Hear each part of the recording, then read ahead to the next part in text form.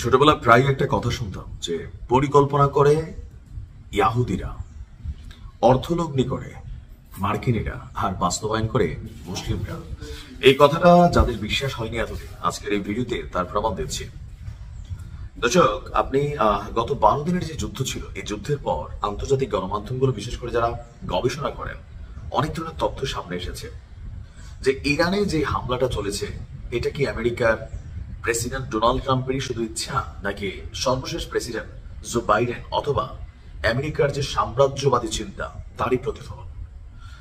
ইরানে যুক্তরাষ্ট্রের এই হামলাটা 15 বছরের পরিকল্পনার চূড়ান্ত পরিণতি। এবার আসলে একটু ব্যাকে যাই। ডোনাল্ড ট্রাম্প এখন থেকে প্রায় 4.5 বছর আগে প্রেসিডেন্ট ছিল। মানে ট্রাম্প তার ইতিহাসে কয়বার প্রেসিডেন্ট হয়েছে? 2বার। প্রথমবার হয়েছে এর আগে 4 বছর ক্ষমতা ছিল। বাইডেনের 4 বছর, 8 বছর। নির্বাচন হলো 6 মাস, 8.5 বছর। কিন্তু পরিকল্পনাটা কত বছরের? 15 বছর। তার মানে ইরানে হামলা নিয়ে আমরা যখন ট্রাম্পকে দোষ দিচ্ছি, বিষয়টা শুধুমাত্র ট্রাম্পের সাথে কানেক্টেড না, এটা আমেরিকার জাতীয় স্বার্থ। আর এই বক্তব্য কে দিয়েছে? মার্কিন জেনারেল। আমি আপনাদেরকে যদি একটু তথ্যপাত্র সহ দেখাই, যুক্তরাষ্ট্রের জয়েন্ট চিফস অফ স্টাফের প্রধান যিনি আছেন জেনারেল ড্যান কেইন, তিনি বলছেন ইরানে অপারেশন মিডনাইট হ্যামার এটা ছিল আমেরিকার 15 বছরের কাজের চূড়ান্ত পরিণতি। হামলায় ব্যবহৃত অস্ত্রগুলো ফোর্দ পারমাণবিক স্থাপনায় যে হামলা হবে তাতে যেন সাফল্য অর্জন করা যায়, সেই জন্য স্পেশাল ডিজাইন, পরিকল্পনা এবং সরবরাহ করা হয়েছিল। বুঝতে পারছেন?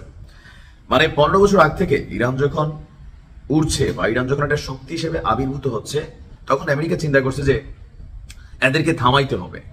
এখন একটা উসিলা দরকার ছিল। কোনোভাবেই ইরানকে হামলা করার সুযোগ খুঁজে পাচ্ছিল না।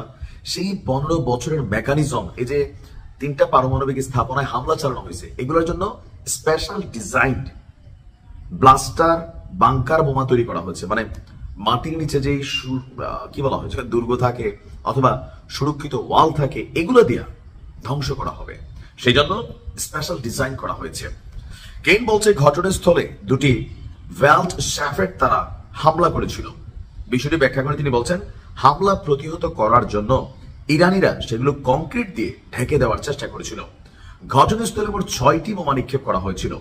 এরপরে বোমা কিভাবে ফেলছে, ইভেন এই যে বোমাগুলো কতটা স্ট্রং বা শক্তিশালী, অথবা ধরেন কতটা ইরানিরা যে কংক্রিটের ঢালাই দিয়ে, মানে মাটির নিচে যে টানেল গুলা করে আপনার স্থাপনাগুলো তৈরি করছে, সেগুলোকে উড়াইতে পারে, সেটার একটা ডেমো তারা দেখিয়েছে যে এই বোমাটা কিভাবে কাজ করে। আপনি বুঝতে পারছেন? তার মানে আমরা ডোনাল্ড ট্রাম্পকে নিয়ে যে চিন্তা ভাবনাগুলো করছিলাম যে বাইডেন তো ভাই একটু ভালো, ট্রাম্প তো না একদম দেইরা, কিন্তু বিষয়টা হচ্ছে দিন শেষে এটা তাদের চূড়ান্ত একটা পরিকল্পনার 15 বছরের ইনভেস্টমেন্ট, এবং কি ইরানের এই প্রতিষ্ঠানগুলো নিয়ে গবেষণা করা, প্লাস সেখানে কিভাবে অভিযান চালাবে, কিভাবে পেঁচকি লাগাবে, ইসরায়েলকে দিয়ে কিভাবে থামাবে। এখন থাকে না যে একটা বিড়াল সবসময় ইঁদুর খেয়ে ফেলে, তো ইঁদুর একদিন মিটিং করছে যে এখন যেভাবে ইঁদুর আমরা শেষ হয়ে যাচ্ছি, এখন তো আমাদের একটা জিনিস দরকার, কোনটা? যে বিড়াল যখন আসে আমরা যেন এটার উপস্থিতি টের পাই। তো কি করা দরকার? বিড়ালের গলায় একটা ঘন্টা বাঁধা দরকার। কিন্তু ঘন্টাটা বাঁধতে যাবে কে? ডোনাল্ড ট্রাম্প হচ্ছে সেই ইঁদুর যিনি বিড়ালের গলায় ঘন্টা বাঁধার কাজটা করতে গেছিল, কিন্তু সফল হয়নি। আরো অনেক পরিকল্পনা হয়তো আছে। আল্লাহ হেফাজত করুন।